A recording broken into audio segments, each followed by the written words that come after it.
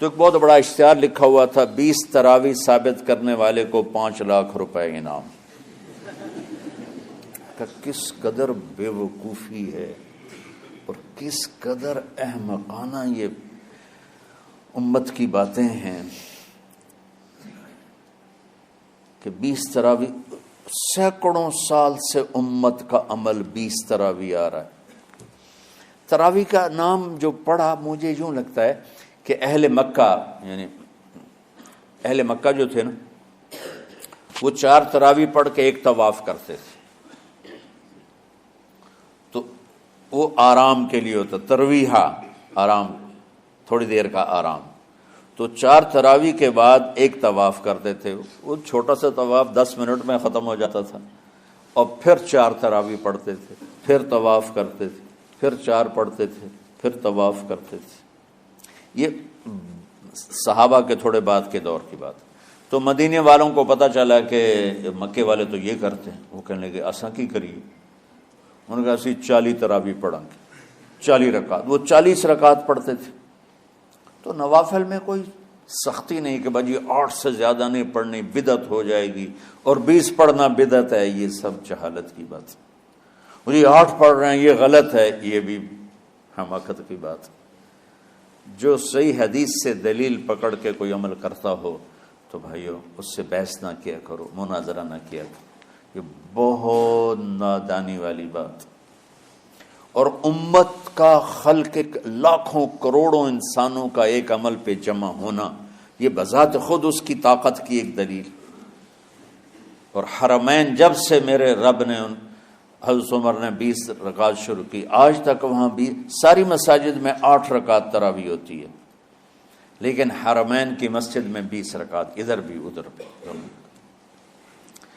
اور یہ جو وہ وہاں ختم قرآن پہ دعا نہیں مانگی جاتی، یہ کس کا عمل ہے؟ حضرت عثمان کا۔ حضرت عثمان نے اپنے دور خلافت میں تراویح پڑھانے والے سے کہا جب قرآن ختم کرو تو دعا کرنا۔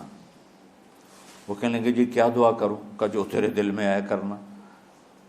تو ختم قرآن کی رات تراویح کی آخری رکعت میں من الجنت والناس کے بعد دعا کے لیے ہاتھ اٹھانا، یہ حضرت عثمان رضی اللہ تعالیٰ عنہ نے اس کو زندہ فرمایا۔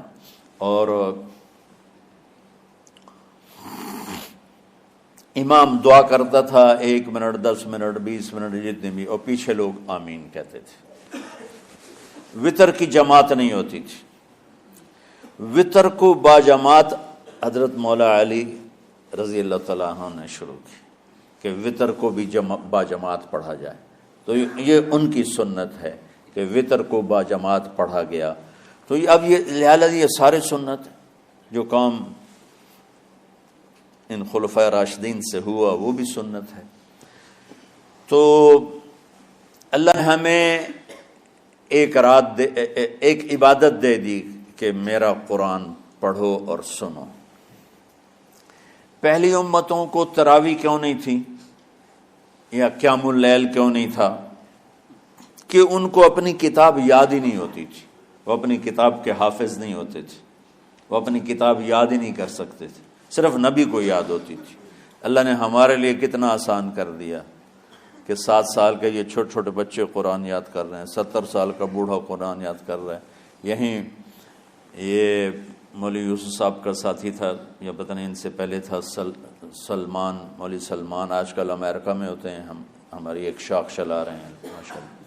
وہ شروع میں یہاں تھے، تو یہاں تراویح پڑھانے کے لیے ہمارے پاس حافظ کوئی نہیں تھا، وہ حافظ نہیں تھے، وہ صبح بیٹھ کے شام تک 1 سپارہ یاد کرتے اور رات عشاء کی نماز میں سنا دیتے۔ 30 دن میں قرآن یاد کر کے سنا دی۔ مطلب یہ سنی سنائی بات نہیں، ہمارے اسی حسنین، اسی ممبر اور محراب کی بات کہ یہیں اسی مسجد میں انہوں نے صبح سے مغرب تک یاد کرتے تھے اور پھر عشاء میں کھڑے ہو کے سنا دیتے تھے۔ پیچھے ہوتے تھے لقمہ کوئی دینے والا شاید، لیکن بہت خوبصورت پڑھ کے 1 دن میں یاد کر کے سنا دیا۔ اور ایک مجھے نام بھول گیا 3 دن میں قرآن یاد کیا، 10 سپارے ایک دن میں یاد کیے، 10 دوسرے دن میں یاد کیے، 10 تیسرے دن میں یاد کیے۔ وَلَقَدْ يَسَّرْنَاهُ لِلذِّكْرِ وَلَقَدْ يَسَّرْنَا الْقُرْآنَ لِلذِّكْرِ فَهَلْ مِن مُدَّكِرٍ۔ تو اللہ تعالیٰ نے اس کو نصیحت کے لیے بھی آسان کیا ہے اور یاد کرنے کے لیے بھی آسان کیا ہے۔ کوئی کتاب پہلے یاد نہیں ہوتی تھی کسی کو، ماشاءاللہ تم میں کتنے حفاظ بیٹھے ہوئے ہیں اللہ کے فضل سے۔ اور جب میں ذرا ہمت میں تھا تو میں 3 دن میں قرآن سنتا تھا تراویح میں، 10 سپارے ایک رات میں، 10 سپارے اس سے اگلی 10 سے، پھر ہفتہ ہو گیا، پھر 10 دن ہو گئے، پھر اب 15 دن ہو گئے، اب 20 دن بھی ہو جاتے ہیں۔ شروع میں 3 دن میں، اور یہی ہمارے مدرسے کے بچے جو مجھے سناتے تھے اور ماشاءاللہ کہیں نہیں اٹکتے تھے۔ ایک تو اسلام آباد میں ہوتا ہے اور ایک اب جنید ہے وہ امریکہ میں ہوتا ہے۔ تو اللہ تعالیٰ نے اس طرح، اور ادھر اور کراچی میں اشعار لگے ہوتے ہیں، 10 دن میں قرآن ختم، 1 ہفتے میں قرآن ختم۔ یہ وہاں اشتہار لگے ہوتے ہیں، بھائی آپ ہمارے پاس آ کے تراویح پڑھیں، ہم ہفتے میں قرآن ختم کر دیں۔ ٹھیک ہے، تو اللہ نے ہمیں رات کی نماز عطا فرمائی، اور چونکہ یہ ایک مشقت ہے تو میرے نبی نے کہا یہ رات کی نماز کے ہر سجدے پر 1500 نیکی لکھی جاتی، 1500 نیکی لکھی جاتی۔ اور اللہ تعالیٰ ہر سجدے پر جنت میں ایک محل بناتا ہے جس کے 60,000 سونے چاندی کے دروازے ہوتے، اور ایک درخت اس کے لیے لگاتا ہے جس کے نیچے 100 سال گھوڑا دوڑ سکتا ہے۔ تو رمضان کا اہتمام آپ رجب سے شروع فرما دیتے تھے، جس کو ہم آج صلاۃ التراویح کہتے ہیں۔ میرے نبی کے زمانے میں اسے قیام اللیل کہا جاتا تھا۔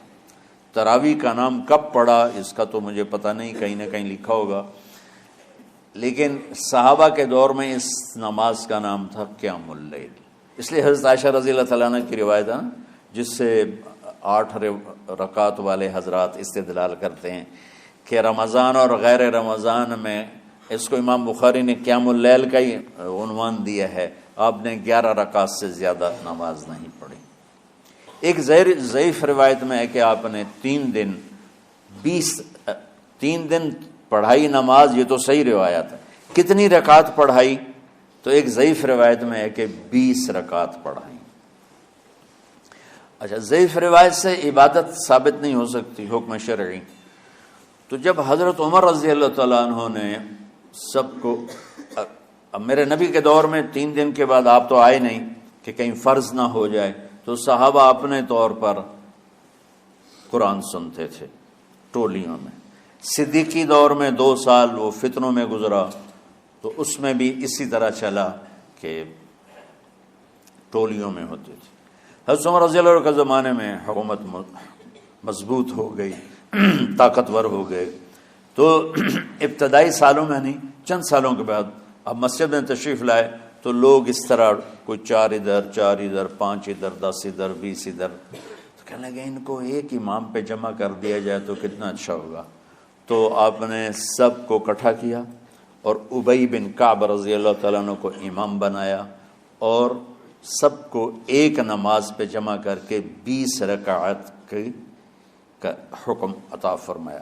تو حضرت عمر کا یہ عمل اس حدیث کو مضبوط کر دیتا ہے کہ چونکہ میرے نبی نے کہا علیکم بسنتی و سنت الخلفاء الراشدین من بعدی، کہ میری اور میرے خلفاء راشدین کی سنت پر مضبوطی سے عمل کرنا۔